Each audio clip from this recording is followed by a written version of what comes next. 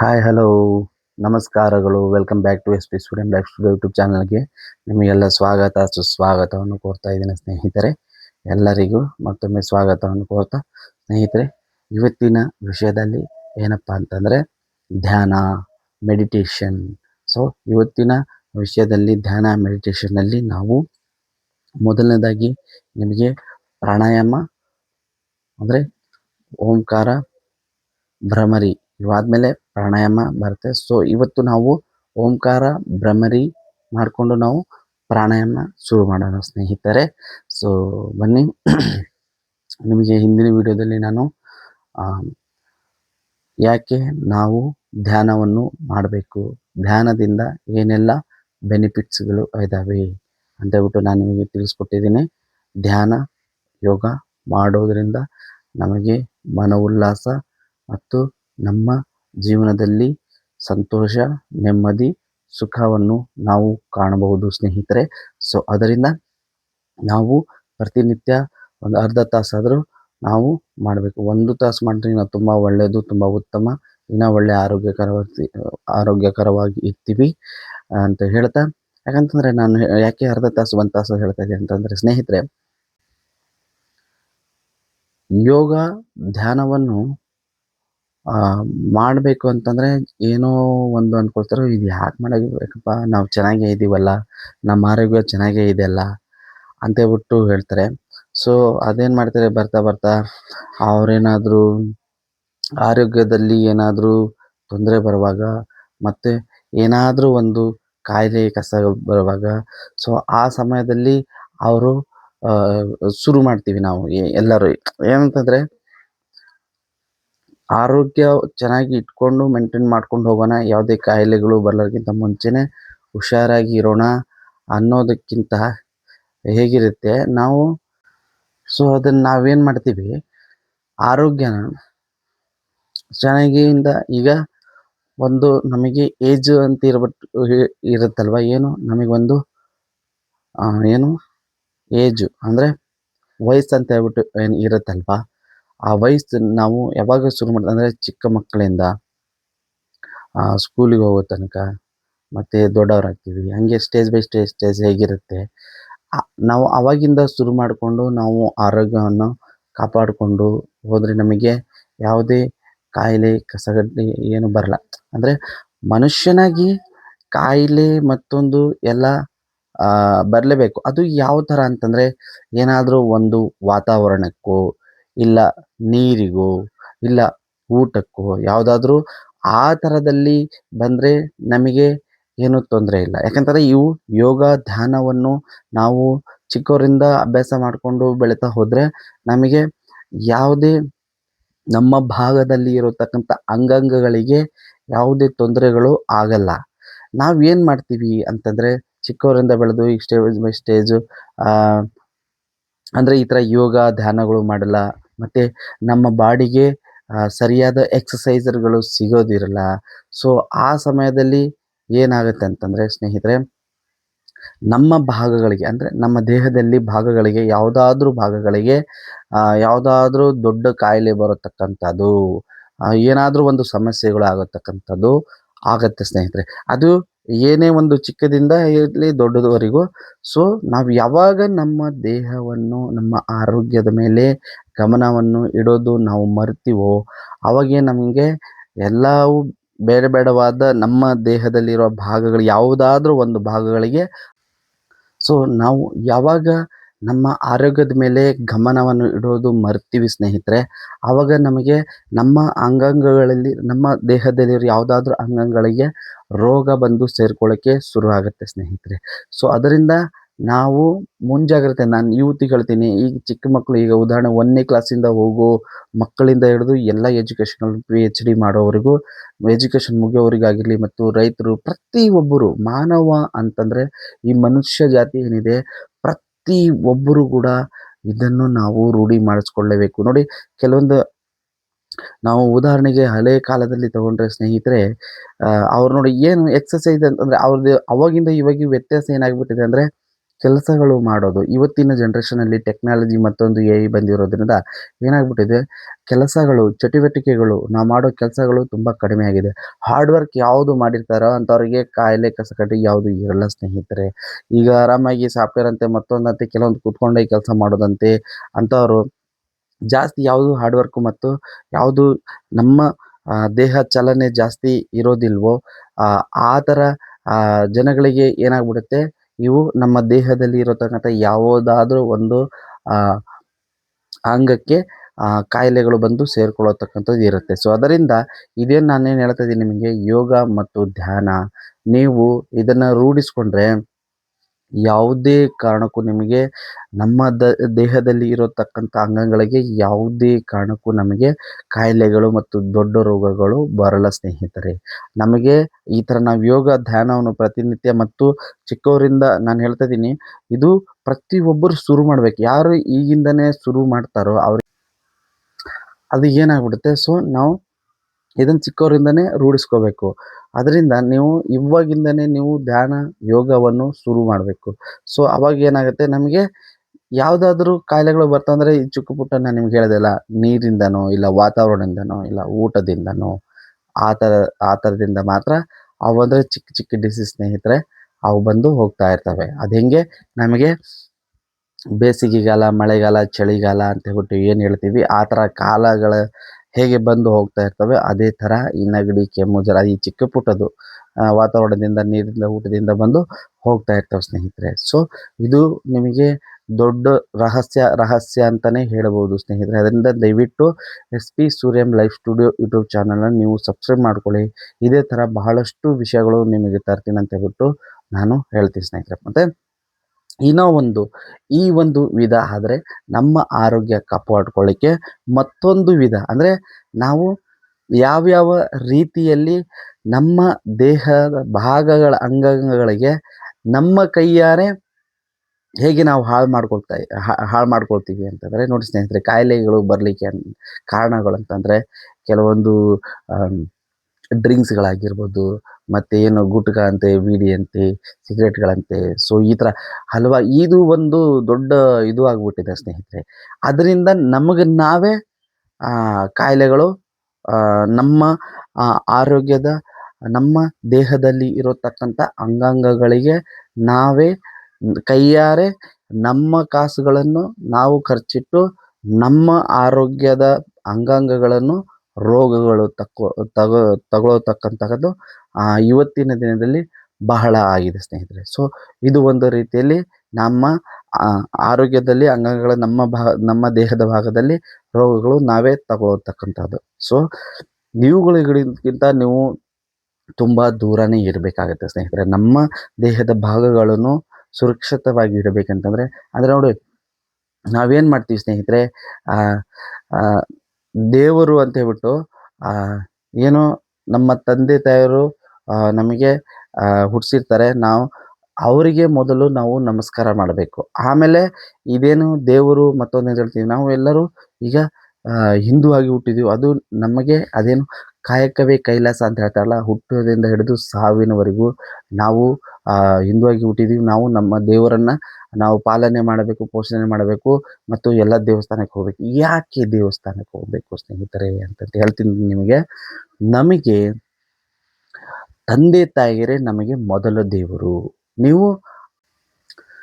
ನೀವು ಅದಾದಮೇಲೆ ನಮ್ಮ ತಂದೆ ತಾಯಿಯನ್ನು ಪ್ರತಿನಿತ್ಯ ನಾವು ಅವರ ಕಾಲುಗಳಿಗೆ ನಮಸ್ಕಾರ ಮಾಡಿ ನಾವು ಕೆಲಸಗಳು ಮಾಡಿದೆವು ಅಂದರೆ, ಯಾವುದೇ ಕಾರಣಕ್ಕೂ ಈ ಭೂಮಿಯಲ್ಲಿ ಹುಟ್ಟಿರ್ತಕ್ಕಂಥ ಪ್ರತಿಯೊಂದು ಮನುಷ್ಯನು ಅವ್ರು ಮಾಡೋರ ಕೆಲಸದಲ್ಲಿ ಯಾವುದರಲ್ಲಿ ಫೇಲ್ಯೂರ್ ಕಂಡಿಲ್ಲ, ಪ್ರತಿಯೊಬ್ಬನೂ ಸಕ್ಸಸ್ ಕಂಡಿದ್ದಾನೆ. ಆದರೆ ನಾವು ಏನು ಮಾಡ್ತಾ ಇದ್ದೀವಿ ಇವತ್ತಿನ ಜನ್ರೇಷನಲ್ಲಿ ಅಂದರೆ ಸ್ನೇಹಿತರೆ, ನಮ್ಮ ತಂದೆ ತಾಯಿಯರು ಹೆತ್ತವರನ್ನು ಬಿಟ್ಬಿಟ್ಟು ಎಲ್ಲೆಲ್ಲೋ ದೇವಸ್ಥಾನಗಳಂತೆ, ಗೂಡುವಂತೆ, ಪೂಜಾರಂತೆ, ಮತ್ತೊಂದಂತೆ ಈ ಥರದ್ದೆಲ್ಲ ಮಾಡ್ತಾ ಇದ್ದೀವಿ. ಇದು ಯಾಕೆಂತಂದರೆ ತುಂಬ ದೊಡ್ಡ ತಪ್ಪು ಸ್ನೇಹಿತರೆ. ನಿಮ್ಮ ಮನಸ್ಸಲ್ಲಿ ದೇವರು ದೇವಸ್ಥಾನ ಮಾಡ್ಕೋಬೇಕಂತಂದರೆ ಸ್ನೇಹಿತರೆ, ನಿಮ್ಮ ತಂದೆ ತಾಯಿಯವರೇ ಮೊದಲ ದೇವರುಗಳು ನಿಮಗೆ. ಅವರಿಗೆ ಪ್ರತಿನಿತ್ಯ ನೀವು ಅದರೊಳಗೆ ಫಸ್ಟ್ ಅವರನ್ನು ನೆನೆಸ್ಕೊಂಡು, ಮನೆಯಲ್ಲೇ ಇದ್ದೀರಿ ಅಂದರೆ ಅವರಿಗೆ, ಅವ್ರ ಕಾಲಿಗೆ ನಮಸ್ಕಾರ ಮಾಡಿ ಸ್ನೇಹಿತರೆ. ಆದಮೇಲೆ ನಿಮ್ಮ ಕಾರ್ಯಚಟುವಟಿಕೆಗಳನ್ನು ಪ್ರಾರಂಭಿಸಿ. ಅದನ್ನು ಬಿಟ್ಬಿಟ್ಟು ನೀವು ತಂದೆ ತಾಯಿಯನ್ನು ಬಿಟ್ಬಿಟ್ಟು ದೇವರು, ಗೋಪುರ, ಗುಡಿ ಅಂತ ಹೇಳ್ಬಿಟ್ಟು ತಿರುಗೋದನ್ನು ಮಾಡಿದ್ರೆ ಅದೆಲ್ಲ ತುಂಬ ವ್ಯರ್ಥ, ನಿಮ್ಮ ಕಾಸು ವ್ಯರ್ಥ, ನಿಮ್ಮ ಸಮಯ ವ್ಯರ್ಥ. ಇದೆಲ್ಲ ಯಾಕೆ ಬರುತ್ತೆ ಅಂತಂದರೆ, ನೀವು ಯಾವಾಗ ನಿಮ್ಮ ಆರೋಗ್ಯವನ್ನು ಚೆನ್ನಾಗಿ ಕಾಪಾಡಿಕೊಳ್ಳೋದಿಲ್ವೋ, ನೀವು ಯಾವಾಗ ನಿಮ್ಮ ಆರೋಗ್ಯದಲ್ಲಿ ನಿಮ್ಮ ದೇಹದಲ್ಲಿ ಇರತಕ್ಕಂಥ ಭಾಗಗಳನ್ನು ಸ್ವಚ್ಛತೆಯಾಗಿ ನೀಟಾಗಿ ನೋಡ್ಕೊಳ್ಳಲ್ವೋ, ಆವಾಗೇ ನಿಮಗೆ ಇವೆಲ್ಲ ನಿಮ್ಮ ತಲೆಯಲ್ಲಿ ಕಾಡೋಕ್ಕೆ ಶುರು ಆಗುತ್ತೆ ಸ್ನೇಹಿತರೆ. ನಿಮಗೆ ಆ ಥರ ಮಾಡಬೇಕು, ನಾವು ಹಿಂದೂಗಳೇ ಆಗಿ ಹುಟ್ಟಿದ್ದೀವಿ. ನಾನೇನು ಹೇಳ್ತಾ ಇದ್ದೀನಿ, ಹುಟ್ಟೋದ್ರಿಂದ ಸಾವುವರೆಗೂ ನಾವು ದೇವರಿಗೆ ನಮಸ್ಕಾರ ಮಾಡಲೇಬೇಕು.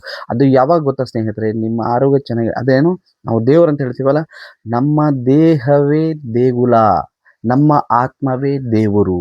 ದಯವಿಟ್ಟು ಇದು ನೀವು ನೆನಪಲ್ಲಿ ಇಟ್ಕೊಳ್ಳಿ. ನಿಮ್ಮ ತಂದೆ ತಾಯಿಯನ್ನ ಪೂಜಿಸಿ, ಗೌರವಿಸಿ, ನಮಸ್ಕರಿಸಿ, ಪ್ರತಿನಿತ್ಯ ಅವರನ್ನು ನೆನೆಯಿರಿ. ನೀವು ಮಾಡೋ ಕೆಲಸದಲ್ಲಿ ಪ್ರತಿಯೊಂದು ಸಲ ಅವರನ್ನು ನೆನೆಸ್ಬಿಟ್ಟು ನೀವು ಕೆಲಸಗಳನ್ನು ಮಾಡಿ. ನಮ್ಮ ದೇಹವೇ ದೇಗುಲ, ಆತ್ಮವೇ ನಮ್ಮ ಹೃದಯವೇ ಲಿಂಗವೇ ಅಂತ ಹೇಳ್ಬಿಟ್ಟು ಏನು ಬಸವಣ್ಣವ್ರು ಹೇಳಿದಾರೋ, ಇದನ್ನ ಪಾಲನೆ ಮಾಡಬೇಕು ಸ್ನೇಹಿತರೆ. ಆವಾಗ ಇದನ್ನ ಅರ್ಥ ಬಿಟ್ಟು ನೀವು ದೇವಸ್ಥಾನಕ್ಕೆ ಹೋಗಿ ಅದರಿಂದ ನಿಮಗೆ ಏಕಾಗ್ರತೆ ಬರುತ್ತೆ ಸ್ನೇಹಿತರೆ. ಏಕಾಗ್ರತೆ ಮತ್ತು ಆತ್ಮವಿಶ್ವಾಸ, ಆತ್ಮಶಾಂತಿ ಪ್ರತಿಯೊಂದು ನಿಮಗೆ ಸಿಗುತ್ತೆ. ಆವಾಗ ನೀವು ದೇವಸ್ಥಾನಗಳಿಗೆ ಹೋಗಿ ಪೂಜೆ ಪುನಸ್ಕಾರ ಮತ್ತೊಂದು ಮಾಡಿರಿ. ಇಲ್ಲ ನಿಮ್ಮ ಮನೆ ಹತ್ರ ಇರೋ ಯಾರಾದರೂ ಹೀಗೆ ಅಲ್ಲಿ ಇಲ್ಲಿ ಎಲ್ಲೋ ಜನಗಳು ಕೆಲವರು ಏನೋ ಪೂರ್ತಿ ವಯಸ್ಕರಾಗಿರ್ತಾರೆ, ಕೆಲವೊಬ್ಬರು ಭಿಕ್ಷೆಗಳು ಬೇಡಿರ್ತಾರೆ. ಅಂಥವರಿಗೆ ನೀವು ಸಹಾಯ ಮಾಡಿ ಸ್ನೇಹಿತರೆ. ಅದು ನಿಮಗೆ ತುಂಬ ಒಳ್ಳೆಯದಾಗತ್ತೆ. ಅದನ್ನು ಬಿಟ್ಬಿಟ್ಟು ನಾವು ತಂದೆ ತಾಯಿಯನ್ನು ಬಿಟ್ಬಿಟ್ಟು ಎಲ್ಲೋ ದೇವರು ಇದ್ದಾರೆ, ನಮ್ಮ ಹೆತ್ತವ ದೇವರುಗಳನ್ನು ನಾವು ಬಿಟ್ಬಿಟ್ಟು ಏನು ಮಾಡ್ತಾ ಇದೀವಿ ನಾವು ಅಂತಂದರೆ, ಎಲ್ಲೆಲ್ಲೋ ದೂರ ದೂರ ಅಂತ ಸ್ನೇಹಿತರೆ. ಎಷ್ಟು ದೂರ ಸಾವಿರಾರು ಕಿಲೋಮೀಟರ್ ಹೋಗ್ತಾರೆ ದೇವ್ರನ್ನ ಹುಡ್ಕೊಂಡು.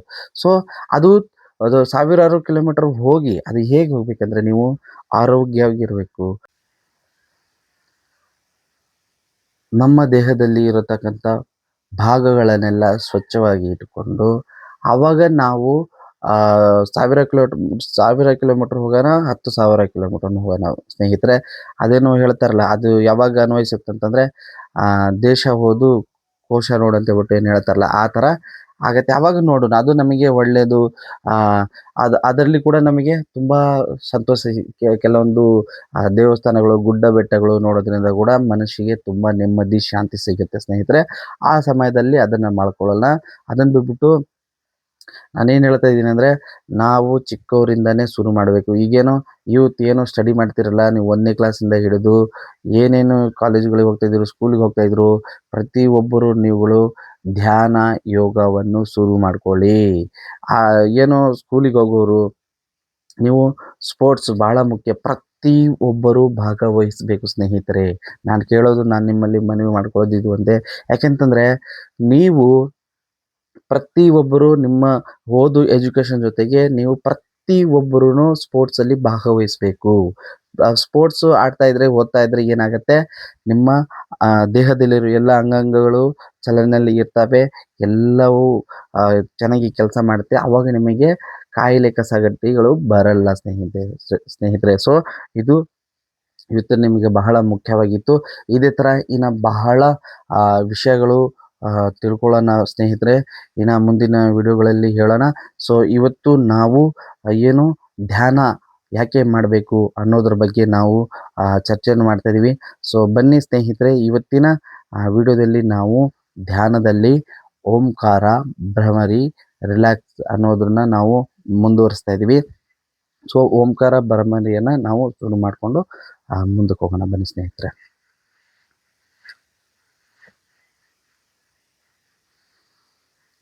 ಒಂದು ದೀರ್ಘ ಉಸಿರು ತಗೊಳ್ಳಿ.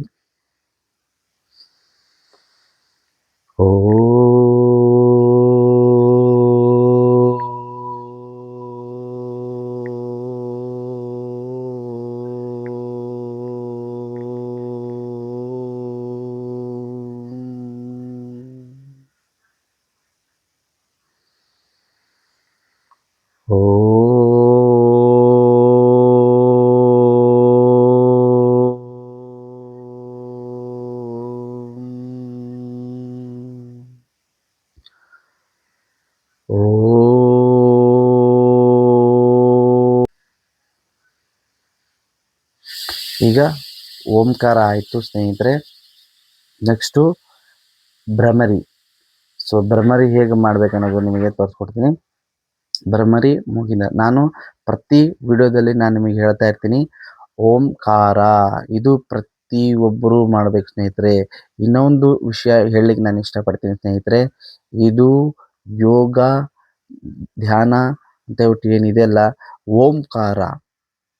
ಓಂಕಾರ ಸ್ನೇಹಿತರೆ, ಇದು ಓಂ ಅಂದರೆ ಹಿಂದೂಲೇ ಬರುತ್ತೆ, ಹಿಂದೂ ಅವರು ಮಾಡಬೇಕು ಅನ್ನೋದು ಅಲ್ಲ ಸ್ನೇಹಿತರೆ. ಇದು ಓಂಕಾರ ಅನ್ನೋದು ನಮ್ಮ ಈ ಮಾನವ ಜನ್ಮದ ಹಕ್ಕಿಗೆ ಸಂಬಂಧಪಟ್ಟಿರತಕ್ಕಂಥದ್ದು ಸ್ನೇಹಿತರೆ. ಇದು ಪ್ರತಿಯೊಬ್ಬರೂ ಮಾಡಬಹುದು ಸ್ನೇಹಿತರೆ. ನಾನು ಹಿಂದೂ, ನಾನು ಮುಸ್ಲಿಂ, ನಾನು ಕ್ರೈಸ್ತರ್ ಅನ್ನೋದಲ್ಲ ಸ್ನೇಹಿತರೆ. ಓಂಕಾರ ಅನ್ನೋದು ನಮ್ಮ ದೇಹಕ್ಕೆ, ನಾವು ಮನುಷ್ಯ ಜಾತಿ ಅನ್ನೋದೇನು ಹುಟ್ಟಿದೀವಲ್ಲ, ಇದು ನಮ್ಮ ನಮ್ಮ ದೇಹಕ್ಕೆ ಸಂಬಂಧಪಟ್ಟಿರೋದು, ಮಾನವ ಜನ್ಮ ದೇಹಕ್ಕೆ ಸಂಬಂಧಪಟ್ಟಿರೋದು. ಓಂಕಾರ ಅನ್ನೋದು ಏನು ಹೇಳ್ತಾ ಇದ್ದೀನಿ ನಾನು, ಕುತ್ತಿಗೆಯಿಂದ ಕೆಳಭಾಗವಾಗಿ ಪ್ರತಿಯೊಂದು ಭಾಗಗಳಿಗೆ ಸ್ಪರ್ಶ ಕೊಡತಕ್ಕಂಥದ್ದು ಶಬ್ದವಾಗಿದೆ ಸ್ನೇಹಿತರೆ. ಸೊ ಅದರಿಂದ ಪ್ರತಿಯೊಬ್ಬರು ಮಾಡೋಣ, ಪ್ರತಿಯೊಬ್ಬರು ಆರೋಗ್ಯವಾಗಿರೋಣ ಅನ್ನೋದೇ ಕಾನ್ಸೆಪ್ಟ್ ಸ್ನೇಹಿತರೆ. ಇದು ಧ್ಯಾನ ಮತ್ತು ಯೋಗದ ಕಾನ್ಸೆಪ್ಟ್ ಸ್ನೇಹಿತರೆ. ಸೊ ಅದರಿಂದ ಓಂಕಾರ ಪ್ರತಿಯೊಬ್ಬರು ಮಾಡ್ಬೇಕು ಸ್ನೇಹಿತರೆ. ಓಂಕಾರ, ಭ್ರಮರಿ ಪ್ರತಿಯೊಬ್ಬರು ಈ ಭೂಮಿ ಮೇಲೆ ಯಾರು ಹುಟ್ಟಿದಾರೋ ಪ್ರತಿಯೊಬ್ಬರು, ಮಾನವ ಜನ್ಮ ಅನ್ನೋರು ಪ್ರತಿಯೊಬ್ಬರು ಮಾಡ್ಬೇಕು ಸ್ನೇಹಿತರೆ. ಇದು ಮಾಡೋದ್ರಿಂದ ನಮಗೆ ಆರೋಗ್ಯ ಒಳ್ಳೆಯದಾಗಿರುತ್ತೆ. ನಮ್ಮ ದೇಹದಲ್ಲಿ ಇರೋ ಪ್ರತಿಯೊಂದು ಭಾಗಗಳಿಗೂ ಇದು ಸ್ಪರ್ಶ ಸಿಗುತ್ತೆ ಮತ್ತು ಎಲ್ಲವೂ ರಕ್ತ ಚಲನೆಗಳು ಆಗುತ್ತೆ ಸ್ನೇಹಿತರೆ, ಮತ್ತು ಆರೋಗ್ಯ ಪುಷ್ಟಿವಾಗಿರುತ್ತೆ ಸ್ನೇಹಿತರೆ. ಸೊ ಹಾಗಾಗಿ ನಾವು ಪ್ರತಿಯೊಬ್ಬರು ಓಂಕಾರ, ಭ್ರಮರಿ ಅನ್ನೋದು ಮಾಡಲೇಬೇಕು ಸ್ನೇಹಿತರೆ. ಮಾಡೋದ್ರಿಂದ ನಮ್ಮ ಆರೋಗ್ಯ ತುಂಬ ಚೆನ್ನಾಗಿರುತ್ತೆ ಸ್ನೇಹಿತರೆ. ಸೊ ಈಗ ಓಂಕಾರ ಆಯ್ತಲ್ವ, ಭ್ರಮರಿ.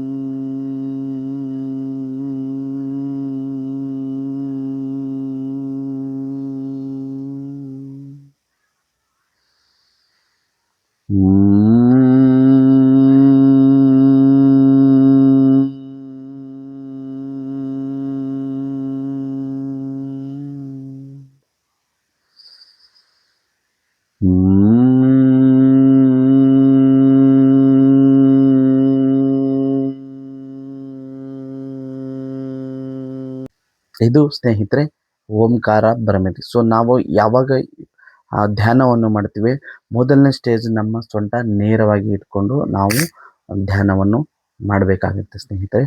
ಸೊ ಈಗ ಗೊತ್ತಾಯ್ತಲ್ಲ ಓಂಕಾರ, ಭ್ರಮರಿ. ಆಮೇಲೆ ನಾನು ರಿಲ್ಯಾಕ್ಸೇಷನ್ಗೆ ನಿಮಗೆ ಪ್ರತಿಯೊಬ್ಬರಿಗೆ ನಾನು ಪ್ರತಿ ವಿಡಿಯೋದಲ್ಲಿ ಹೇಳ್ತಾ ಇರ್ತೀನಿ ಸ್ನೇಹಿತರೆ. ಏನಪ್ಪ ಅಂತಂದರೆ ಚಾಲೆಂಜ್ ಅಂದರೆ, ನೀವು ಯಾವಾಗ ನೀವು ಒಂದು ಗುರಿಯನ್ನು ನೀವು ಏನು ಅಚೀವ್ಮೆಂಟ್ ಮಾಡಬೇಕಂತ ಅಂದ್ಕೊಂಡಿರ್ತೀರೋ ನಿಮ್ಮ ಮನಸ್ಸಲ್ಲಿ, ಇದು ಕೂಡ ಧ್ಯಾನದಲ್ಲಿ ಬಹಳ ಅಂದರೆ ಬಹಳ ಇಂಪಾರ್ಟೆಂಟ್ ಆಗುತ್ತೆ ಸ್ನೇಹಿತರೆ. ಏನಂತಂದರೆ ಓಂಕಾರ, ಭ್ರಮರಿ ಆದಮೇಲೆ, ಓಂಕಾರ ಮೊದಲನೇದಾಗಿ ಸ್ಟಾರ್ಟ್ ಮಾಡೋರು ನೀವು ಒಂದು 10 ಸಲ ಮಾಡಿ. ಓಂಕಾರ 10 ಬಾರಿ, ಭ್ರಮರಿ 10 ಬಾರಿ ಮಾಡಿ ಸ್ನೇಹಿತರೆ. ಯಾಕೆಂತಂದರೆ ಇದು ಯಾಕೆ ನಿಮಗೆ ಫೌಂಡೇಶನ್ ಅಂತ ಹೇಳ್ತಾ ಇದ್ದೀನಿ ಅಂದರೆ, ಇದು ಧ್ಯಾನದ ಮೊದಲನೇ ಫೌಂಡೇಶನ್. ನೀವು ಫೌಂಡೇಶನ್ ಎಷ್ಟು ಗಟ್ಟಿಯಾಗಿರುತ್ತೋ ಅದರ ಮೇಲೆ ನಾವು ಕಟ್ಟೋ ಬಿಲ್ಡಿಂಗ್ ಕೂಡ ಅಷ್ಟೇ ಗಟ್ಟಿಯಾಗಿ ಇರಬೇಕಂತಂದ್ರೆ ಸ್ನೇಹಿತರೆ, ನೀವು 10 ಬಾರಿ ಮೊದಲನೇದಾಗಿ ಶುರು ಮಾಡೋದು, 10 ಬಾರಿ ಓಂಕಾರ, 10 ಬಾರಿ ಭ್ರಮರಿ 1 ತಿಂಗಳನ್ನು ಮಾಡಿ. 2ನೇ ತಿಂಗಳಿಗೆ ನೀವು ಸ್ಟಾರ್ಟ್ ಮಾಡಿದ್ದೀರಿ ಅಂತಂದರೆ 20 ಬಾರಿ ಓಂಕಾರ, 21 ಬಾರಿ ಓಂಕಾರ, 21 ಬಾರಿ ಭ್ರಮರಿನೇ ಮಾಡಿ ಸ್ನೇಹಿತರೆ. 21 ಓಂಕಾರ, 21 ಭ್ರಮರಿ ಆದ ನಂತರ ರಿಲ್ಯಾಕ್ಸೇಷನ್ 1 ತಿಂಗಳು 5 ನಿಮಿಷ, 2ನೇ ತಿಂಗಳಿಗೆ 10 ನಿಮಿಷ ಮಾಡಿ ಸ್ನೇಹಿತರೆ. ಹೀಗೆ ನೀವು ಹೋಗ್ತಾ ಹೋಗ್ತಾ ಹೋಗ್ತಾ ಹೋಗ್ತಾ ಅರ್ಧ ತಾಸಿಗೆ ರೀಚ್ ಆಗಿದೆ ಅಂತಾರೆ ಸ್ನೇಹಿತರೆ. ನಾನೇನು ಹೇಳ್ತೀನಲ್ಲ, ನಾನೇನು ಮಾತಾಡ್ತಾ ಇದ್ದೀನಲ್ಲ, ಮೊದಲನೇದಾಗಿ ಟೋಟಲಾಗಿ ನನಗೆ ಇದು ಧ್ಯಾನದ ಬಗ್ಗೆ, ಮೆಡಿಟೇಷನ್ ಬಗ್ಗೆ ನನಗೇನು ಅರಿವು ಇರಲಿಲ್ಲ. ನಾನು ಈಗ ಸುಮಾರು 20 ವರ್ಷದಿಂದ ಮಾಡ್ಕೊಂಡು ಬರ್ತಾ ಇದ್ದೀನಿ ಸ್ನೇಹಿತರೆ. 20 ವರ್ಷ ಅಂದರೆ ನಾನು ಇದನ್ನು ಶುರು ಮಾಡಿದ್ದು 2007 ಶುರು ಮಾಡಿದೆ ಸ್ನೇಹಿತರೆ ನಾನು. ಸೊ ಅದರಿಂದ ನನ್ನ ಸ್ವಂತ ಅನುಭವದ ಮಾತಿಂದ ನಿಮಗೆ ಹೇಳ್ತಾ ಇದ್ದೀನಿ. ಇದು ನೀವು ಎಷ್ಟು ಕಂಟಿನ್ಯೂ ಮಾಡ್ಕೊಂಡು ಹೋಗ್ತಿರೋ ಅಷ್ಟು ನಿಮ್ಮ ಆರೋಗ್ಯ ಸಮೃದ್ಧವಾಗಿರುತ್ತೆ. ಯಾವುದೇ ಕಾರಣಕ್ಕೂ ನಿಮಗೆ ಕಾಯಿಲೆಗಳು ಮತ್ತೊಂದು ಬರೋದಿಲ್ಲ ಸ್ನೇಹಿತರೆ. ಇದೇ ಥರ ನಿಮ್ಮ ಫ್ಯಾಮಿಲಿಯಲ್ಲಿ ರೂಢಿಸ್ಕೊಳ್ಳಿ ಸ್ನೇಹಿತರೆ. ಯಾಕೆಂತಂದರೆ ನೋಡಿ, ನಾವು ಮಾನವನಾಗಿ ಹುಟ್ಟಿದ ಮೇಲೆ ಏನಾದರೂ ಒಂದು ಸಾಧನೆ ಮಾಡಬೇಕಂತಲೇ ಆ ದೇವರು ನಮಗೆ ಕಳಿಸಿರ್ತಾನೆ. ಪ್ರತಿಯೊಬ್ಬರು ಈ ಭೂಮಿ ಮೇಲೆ ಬರಬೇಕಂತಂದರೆ ಏನಾದರೂ ಒಂದು ಕಾರಣಗಳಿರ್ತವೆ. ಅದನ್ನು ನಾವು ಮಾಡಿಕೊಂಡು ಹೋಗಬೇಕು. ಸೊ ಅದನ್ನು ನಾವು ಮಾಡಬೇಕು. ಆ ದೇವರು ನಮಗೆ ಇಲ್ಲಿ ಹುಟ್ಟಿಸಿದ್ದಾನೆ ಅಂತಂದರೆ ನಾವು ಏನೋ ಒಂದು ಇರುತ್ತೆ, ಒಂದು 4 ಜನಕ್ಕೆ ಸಹಾಯ ಮಾಡೋದಿರ್ಬೋದು, ಏನೋ ಒಂದು ದೊಡ್ಡ ವ್ಯಕ್ತಿ ಆಗಿರ್ಬೋದು, ಏನೋ ಸ್ಪೋರ್ಟ್ಸ್ ಮ್ಯಾನ್ ಆಗಿರ್ಬೋದು, ಏನೋ ರಾಜಕಾರಣಿ ಆಗಿರ್ಬೋದು, ಏನೋ ಒಂದು ಅಗ್ರಿಕಲ್ಚರು, ಏನೋ ಒಂದು ಹಾರ್ಟಿಕಲ್ಚರ್, ಮತ್ತೊಂದು ಏನೋ ಒಂದು ಸೈಂಟಿಸ್ಟು, ಏನೋ ಒಂದು ಸ್ನೇಹಿತರೆ, ಏನೋ ಒಂದು ಕೂಲಿ ಕಾರ್ಮಿಕನ ಹಿಡಿದು ಒಂದು ಇಂಜಿನಿಯರ್ವರೆಗೆ ಏನೋ ಒಂದು ಯಾವುದೋ ಒಂದು ರೂಪದಲ್ಲಿ ನಮಗೆ ದೇವರು ನೀನು ಇದೇ ಇದರಲ್ಲಿ ಮಾಡಬೇಕು, ಇದೇ ಇದರಲ್ಲಿ ಮಾಡಿರ್ಬೇಕಂತ ಹೇಳ್ಬಿಟ್ಟು ದೇವರು ನಮ್ಮನ್ನು ಅದರಿಂದ ಆ ಥರ ನಮಗೆ ಸೃಷ್ಟಿ ಮಾಡಿರ್ತಾರೆ ದೇವರು. ಅದರಿಂದ ನಾವು ಏನು ಮಾಡ್ತೀವಿ, ನಮ್ಮಿಂದ ಒಂದು ಹೇಳ್ತೀನಿ ಸ್ನೇಹಿತರೆ, ಈ ಭೂಮಿ ಮೇಲೆ ಹುಟ್ಟಿರೋ ಪ್ರತಿಯೊಬ್ಬ ಮನುಷ್ಯನಿಗೆ ಯಾವುದೋ ಅವ್ನು ಬಂದು ಸುಮ್ಮನೆ ಹಿಂಗೆ ಬಂದು ಹಿಂಗೆ ಹೋಗಿದ್ದಾನೆ, ಒಂದು ಕ್ಷಣ ಅವ್ನು ಬಂದು ಹಿಂಗೆ ಹೋಗಿದ್ದಾನಂದ್ರೂ ಆ ದೇವರು ಆ ಕೊಟ್ಟಿರೋ ಜನ್ಮಕ್ಕೆ ಅದರಿಂದ ಏನಾದರೂ ಒಂದು ಸಾರ್ಥಕತೆ ಇದ್ದೇ ಇರುತ್ತೆ ಸ್ನೇಹಿತರೆ. ಇದು ನೀವು ದಯವಿಟ್ಟು ನೀವು ಅರಿತುಕೊಳ್ಳಬೇಕು. ನಾವು ಬಂದಿವಿ, ಏನೋ ಒಂದು ಮಾಡಿದ್ವಿ, ಹೋಗಿದ್ವಿ ನೋಡಿ. ಈಗಿನ ನಾನು ನಿಮ್ಗೆ ಹೇಳಿದ ಸ್ಟೆಪ್ 1 ಸ್ಟೆಪ್ 2 ಇದು ಯಾವಾಗಲೂ ನಿಮ್ಮ ತಲೆಯಲ್ಲಿ ಇಟ್ಕೋಬೇಕು. ನಮಗಾಗೆ ನ್ಯಾಚುರಲ್ ಆಗಿ ಬರೋ ಕಾಯಿಲೆಗಳು ಒಂದು ಸ್ಟೆಪ್ ಆದರೆ, ನಾವಾಗೇ ನಾವು ತಗೊಳ್ಳತಕ್ಕಂಥದ್ದು ಕಾಯಿಲೆಗಳು 2ನೇ ಸ್ಟೆಪ್.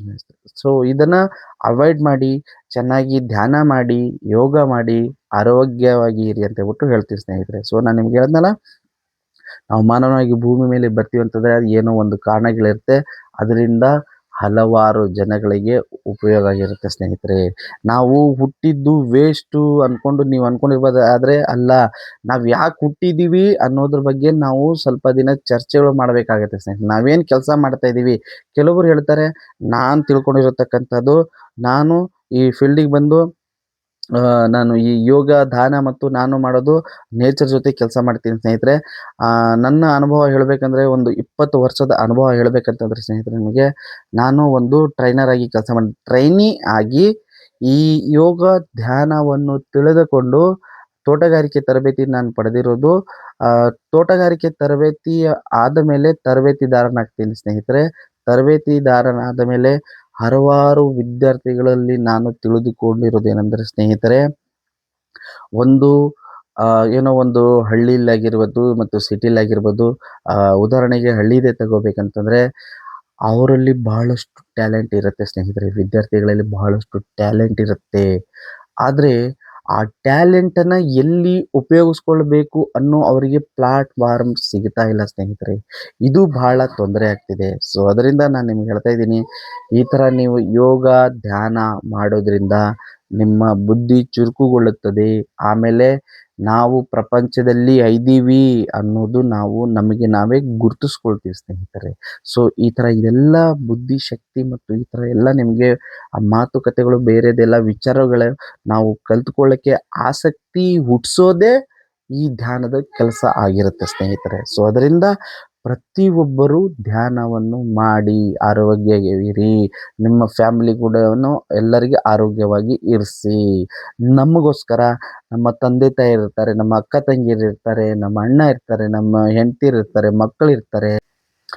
ಪ್ರತಿಯೊಬ್ಬರಿಗೂ ಭೂಮಿ ಮೇಲೆ ಹುಟ್ಟಿರತಕ್ಕಂಥ ಪ್ರತಿಯೊಬ್ಬರಿಗೂ ಒಂದು ಇರುವೆಯಿಂದ ಹಿಡಿದು ಒಂದು ಆನೆವರೆಗೂ ಪ್ರಾಣಿ ಪಕ್ಷಿಗಳಿಗೂ ಜವಾಬ್ದಾರಿ ಅನ್ನೋದು ಇರುತ್ತೆ ಸ್ನೇಹಿತರೆ. ಸೊ ಅದರಿಂದ ನಾವಿರೋ ತನಕ ನಮಗೋಸ್ಕರ ಅಲ್ಲದೇನಾದ್ರೂ ನಮ್ಮ ಫ್ಯಾಮಿಲಿ ಇದೆ, ನಮ್ಮ ತಂದೆ ತಾಯಿರು ನಮ್ಮನ್ನು ಹುಟ್ಟಿಸಿದ್ದಾರೆ, ನಮ್ಮಿಂದ ಒಳ್ಳೇದಾಗಬೇಕಂತ ಅಂದ್ಕೊಂಡು ನಮ್ಮ ಜೊತೆ ಇರೋರಿಗೋಸ್ಕರ ಆದರೂ ನಾವು ಆರೋಗ್ಯವನ್ನು ಕಾಪಾಡಿಕೊಂಡು ಆರೋಗ್ಯವಾಗಿ ಇರಬೇಕು ಸ್ನೇಹಿತರೆ. ಇದು ಇವತ್ತಿನ ಜನ್ರೇಷನ್ನಲ್ಲಿ ಇದನ್ನು ನಾವು ಫಾಲೋ ಮಾಡಿದ್ದೆ ಅಂತಂದರೆ ನಮ್ಮ ಆರೋಗ್ಯ ಮತ್ತು ನಮ್ಮ ಜೀವನ ಯಾವಾಗಲೂ ಬೆಳಗ್ತಾ ಇರುತ್ತೆ ಸ್ನೇಹಿತರೆ.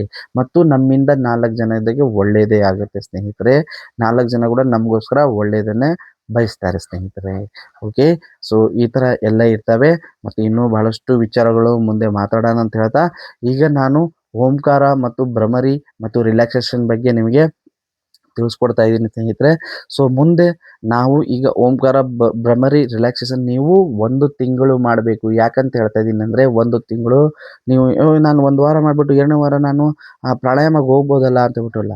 ಪ್ರಾಣಾಯಾಮಗೆ ನೀವು ಹೋಗ್ಬೇಕಂದ್ರೆ ಸ್ನೇಹಿತರೆ, ಫೌಂಡೇಶನ್ ತುಂಬ ಗಟ್ಟಿ ಇರಬೇಕು. ಏನು ಹೇಳ್ತಾ ಇದ್ದೀನಿ ನಾನು, ಫೌಂಡೇಶನ್ ಎಷ್ಟು ಗಟ್ಟಿ ಮಾಡ್ಕೊಳ್ತೀರೋ ಅದರ ಮೇಲೆ ನಿಮಗೆ ಎಷ್ಟು ಹೈಟ್ ಬಿಲ್ಡಿಂಗ್ ಕಟ್ಕೊಳ್ತೀರೋ ಅಷ್ಟು ಸ್ಟ್ರೆಂತ್ ನಿಮಗೆ ಫೌಂಡೇಶನ್ ಕೊಡುತ್ತೆ ಸ್ನೇಹಿತರೆ. ಅದರಿಂದ ನಾನು ನಿಮಗೆ ಹೇಳ್ಕೊಳ್ತಾ ಇದ್ದೀನಿ, ಮೊದಲನೇದು ಓಂಕಾರ, ಭ್ರಮರಿ, ರಿಲ್ಯಾಕ್ಸೇಷನನ್ನು ಚೆನ್ನಾಗಿ ನೀವು ಪ್ರಾಕ್ಟೀಸ್ ಮಾಡಿಬಿಟ್ಟು ಆವಾಗ ನಿಮಗೇನಾಗುತ್ತೆ, ಇದು ಸ್ಟಾರ್ಟಿಂಗ್ ನೀವು ಮಾಡೋರಿಗೆ ಸ್ವಲ್ಪ ತಲೆ ತಿರುಗಿ ಬರೋದು, ಮತ್ತು ಮೈಕೈಗಳಲ್ಲಿ ಅಲ್ಲಿ ಇಲ್ಲಿ ಸ್ವಲ್ಪ ನೋವುಗಳು ಬರೋದು, ಮತ್ತು ನೀವು ಮಾಡ್ತಿರುವಾಗಲೇ ನೋಡಿ, ನಾನು ಒಂದು ವಾರದಲ್ಲೇ ನಿಮಗೆ ಹೇಳ್ತೀನಿ. ನೀವೇನು ಓಂಕಾರ ಈ ಧ್ಯಾನವನ್ನು ಶುರು ಮಾಡ್ತಿರೋ ಒಂದು ವಾರದಲ್ಲಿ ನಿಮಗೆ ಗೊತ್ತಾಗತ್ತೆ. ನೀವು ಮಾಡ್ತಿರುವಾಗಲೂ ಏನಾದ್ರು ತೇಗ್ ಬರೋದು, ಆಮೇಲೆ ಆಕಳಿಕೆ ಬರೋದು. ಸೊ ಈ ತೇಗ್ ಬರೋದು ಮತ್ತು ಆಕಳಿಕೆ ಬರೋದು ಮತ್ತು ಗ್ಯಾಸ್ಟ್ರಿಕ್ ಇದು ಆಗೋದು, ಇದು ನೀವು ಮಾಡುವಾಗ ಆಗ್ತಿದೆ ಅಂದರೆ ಇದು ಆಗ್ತಿದೆ ಅಂತಂದರೆ ಇವು 3 ನೀವು ಧ್ಯಾನದಲ್ಲಿ ಮೆಡಿಟೇಷನ್ ಮಾಡೋಕ್ಕೆ ರೆಡಿ ಆಗ್ತಾ ಇದ್ದೀರಾ ಅಂತ ಹೇಳ್ಬಿಟ್ಟು ಅರ್ಥ ಆಗತ್ತೆ ಸ್ನೇಹಿತರೆ. ಸೊ ಅದರಿಂದ ನೀವು ಒಂದು ವಾರದಲ್ಲೇ ಇದನ್ನು ನಿಮಗೆ ನೀವೇ ಕಂಡುಕೊಳ್ತೀರಾ. ನೆಕ್ಸ್ಟ್ 2ನೇ ವಾರದಿಂದ ಹಂಗೆ ಶುರು ಮಾಡಿ 10 ಬಾರಿ ಓಂಕಾರ, 10 ಬಾರಿ ಭ್ರಮರಿ, 5 ನಿಮಿಷ ರಿಲ್ಯಾಕ್ಸೇಷನ್, ಹಾಗೆ ಮಾಡ್ತಾ ಮಾಡ್ತಾ 1 ತಿಂಗಳು ಪೂರ್ತಿಯಾಗಿ ಮಾಡಿ. ಅದಾದಮೇಲೆ 2ನೇ ತಿಂಗಳಿಗೆ ಓಂಕಾರವನ್ನು 21 ಬಾರಿ ಮಾಡ್ಕೊಳ್ಳಿ, ಭ್ರಮರಿಯನ್ನು 21 ಬಾರಿ ಮಾಡ್ಕೊಳ್ಳಿ ಮತ್ತು ರಿಲ್ಯಾಕ್ಸೇಷನನ್ನು 10 ಬಾರಿ ಮಾಡ್ಕೊಳ್ಳಿ ಸ್ನೇಹಿತರೆ. 2ನೇ ತಿಂಗಳಿಗೆ ನೀವು ಇದೇನಾದರೂ ಮಾಡಿದ್ರು, 3ನೇ ತಿಂಗಳಿಗೆ ನೀವು ಇದೇನು 10 ನಿಮಿಷ ಇದೆಯಲ್ಲ, ಇದನ್ನು ನೀವು 20 ನಿಮಿಷ ಮಾಡ್ಕೋಬೋದು ಸ್ನೇಹಿತರೆ. ನಿಮ್ಮ ಸಮಯ ಹೇಗಿದೆ, ನೀವೇನು ಕೆಲಸ ಮಾಡ್ತಾಯಿದ್ದೀರೋ, ನಾನು ಮನೆಯಲ್ಲೇ ಆರಾಮಾಗಿದ್ದೀನಪ್ಪ ಅಂತಂದರೆ ನೀವು 1 ತಾಸು ಕೂಡ ಮಾಡ್ಬೋದು ಸ್ನೇಹಿತರೆ. 1 ತಾಸು ಏನಾದರೂ ಮಾಡಿದ್ದೀರಂದರೆ, ನಾನು ಹೇಳ್ತಾ ಇದ್ದೀನಲ್ಲ, ನಾನು ಏನೆಲ್ಲ ನಿಮಗೆ ಈಗೆಲ್ಲ ನಾನೆಲ್ಲ ಏನು ಮಾತಾಡಿದ್ದೀನಿ, ನಾನೇನು ಕಲಿತುಕೊಂಡಿದ್ದೀನಿ ಇದರಿಂದ, ಈ ಥರ ನೀವು ಕೂಡ ಒಂದು ಟ್ರೈನಿಯಿಂದ ಟ್ರೈನರ್, ನೀವು ವಿದ್ಯಾರ್ಥಿಯಿಂದ ಟೀಚರ್ ಆಗುವ ಸಾಧ್ಯತೆಗಳು ಎಲ್ಲ ನಿಮ್ಮ ಕೈಯಲ್ಲೇ ಇರುತ್ತೆ ಸ್ನೇಹಿತರೆ. ಅದರಿಂದ ನೀವು ಧ್ಯಾನವನ್ನು, ಯೋಗವನ್ನು ಪ್ರತಿನಿತ್ಯ ಮಾಡಿಕೊಳ್ಳಿ ಅಂತ ಹೇಳ್ಬಿಟ್ಟು ಹೇಳ್ತಾ ಇದ್ದೀನಿ ಸ್ನೇಹಿತರೆ. ಸೊ ಇವತ್ತಿನ ವಿಡಿಯೋದಲ್ಲಿ ನಾನು ಮಾತಾಡಿರ್ತಕ್ಕಂಥದ್ದು ಏನಾದರೂ ತಪ್ಪುಗಳಿದ್ರೆ ದಯವಿಟ್ಟು ಕ್ಷಮೆ ಇರಲಿ ಸ್ನೇಹಿತರೆ. ಯಾಕೆಂತಂದರೆ ನೀವೆಲ್ಲ ನಮ್ಮವರು, ಭಾರತೀಯರು, ನಮ್ಮ ಫ್ಯಾಮಿಲಿ, ಇದು ನನ್ನ ಕಾನ್ಸೆಪ್ಟ್ ಸ್ನೇಹಿತರೆ. ನಮ್ಮ ಭಾರತ ಸ್ವಚ್ಛವಾಗಿರಬೇಕು, ಆರೋಗ್ಯವಾಗಿ ಇರಬೇಕು ಅನ್ನೋದು ನನ್ನ ಕಾನ್ಸೆಪ್ಟ್ ಸ್ನೇಹಿತರೆ. ಸೊ ಅದರಿಂದ ಎಲ್ಲರೂ ಯೋಗ ಧ್ಯಾನವನ್ನು ಮಾಡೋಣ ಅಂತ ಹೇಳ್ತಾ, ನಾನೇನು ಇವತ್ತು ಓಂಕಾರ, ಭ್ರಮರಿ ಮತ್ತು ರಿಲ್ಯಾಕ್ಸೇಷನ್ ಮಾಡಿದ್ದೀನಿ. ಸೊ ಇನ್ನು ಮುಂದಿನ ವಿಡಿಯೋದಲ್ಲಿ ನಿಮಗೆ ಪ್ರಾಣಾಯಾಮ ಶುರು ಮಾಡೋಣ ಸ್ನೇಹಿತರೆ. ಇದು ಹೇಳೋಕ್ಕಿಂತ ಮುಂಚೆ ನಾನು ನಿಮಗೆ ಕೊನೆಯದಾಗಿ ಹೇಳ್ತೀನಿ, SP ಸೂರ್ಯಂ ಲೈಫ್ ಸ್ಟುಡಿಯೋ ಯೂಟ್ಯೂಬ್ ಚಾನಲ್ಗೆ ದಯವಿಟ್ಟು ಸಬ್ಸ್ಕ್ರೈಬರ್ ಆಗಿ, ಮತ್ತು ನೀವು ಸಬ್ಸ್ಕ್ರೈಬ್ ಆಗಿ ನಿಮ್ಮ ಫ್ಯಾಮಿಲಿಯವರಿಗೂ ಸಬ್ಸ್ಕ್ರೈಬ್ ಮಾಡಿ. ನೀವು ಆರೋಗ್ಯವಿರಿ, ನಿಮ್ಮ ಫ್ಯಾಮಿಲಿ ಕೂಡ ಆರೋಗ್ಯವಾಗಿ ಇರ್ತಿ ಸ್ನೇಹಿತರೆ. ಇದೇ ಥರ ಇನ್ನೂ ಬಹಳೊಂದು ವಿಷಯಗಳು ನಾವು ಮಾತಾಡೋಣ. ಇವೆಲ್ಲವೂ ನಾನು ಮಾಡ್ತಿರೋ ವಿಡಿಯೋ ಏನಪ್ಪ ಅಂತಂದರೆ, ನಮ್ಮ ಆರೋಗ್ಯ, ನಮ್ಮ ದೇಹ, ನಮ್ಮ ದೇಹದ ಅಂಗಾಂಗಗಳನ್ನು ಏನೆಲ್ಲ ಕೆಲಸ ಕೊಡಬೇಕು, ಯಾವ ರೀತಿಯಲ್ಲಿ ನಾವು ಆರೋಗ್ಯವಾಗಿ ಇಟ್ಟುಕೊಳ್ಳಬೇಕು ಅನ್ನೋ ಚರ್ಚೆ ನಾವು ಮಾಡಿದ್ದೀವಿ. ಎಲ್ಲರಿಗೂ ಧನ್ಯವಾದಗಳು ಸ್ನೇಹಿತರೆ. ಮತ್ತು ಇನ್ನು ಭಾಳಷ್ಟು ವಿಚಾರಗಳು ಮುಂದೆ ಮಾತಾಡೋಣ ಅಂತ ಹೇಳ್ತಾ ಇವತ್ತಿನ ವಿಡಿಯೋದಲ್ಲಿ ಇಲ್ಲಿ ಮುಗಿಸ್ತೀನಿ. ಎಲ್ಲರಿಗೂ ಧನ್ಯವಾದಗಳು. ನಮಸ್ಕಾರ.